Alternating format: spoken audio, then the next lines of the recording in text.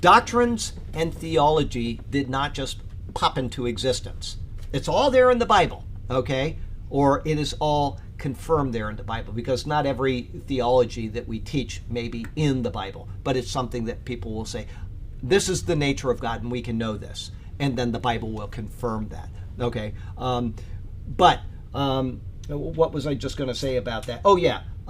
These things didn't just pop into existence. People read the Bible and they developed does anybody know what the term systematic theology?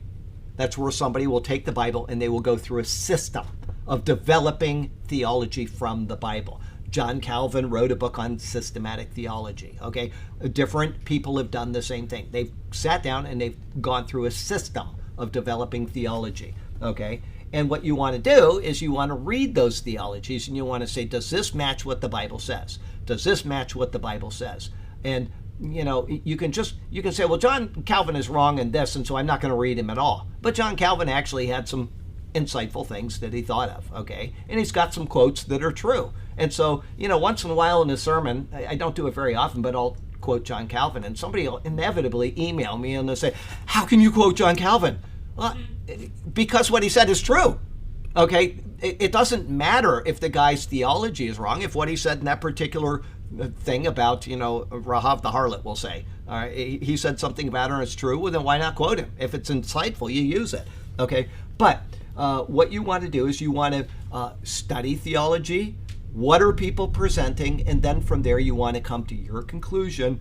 Does this match the Bible? Not, do I like this? Not, does this sound good to me? Does this match the Bible?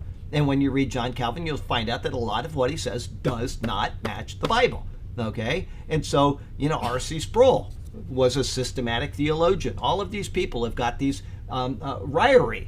A lot of people like Charles Ryrie, okay? He's taught in a lot of schools. They've got the Ryrie textbook on this and that and one thing and another. He does a great job. And then you get to some parts of what he writes in his textbook for, you know, whatever, theology proper, and you say, well, where did he get that from? That doesn't match at all. So you just take that and throw it out the window, because Charles Ryrie is just a guy, okay? He's just a guy that developed his theology, and some of the things that he says are incorrect. And when they are, because I had to use the Ryrie textbook in up at SES, okay? But the ones that he was really wrong in, you can tell that he had a bias, a presuppositional bias. That means that he presupposed. It was something that he already believed, and so he put it into the Bible rather than took out what the Bible says. And you can tell that. When Charles Ryrie is wrong, it's because he was taught something when he was young and he was going to go down with the ship with that.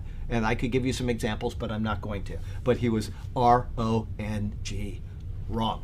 Okay, so that's just the way it is.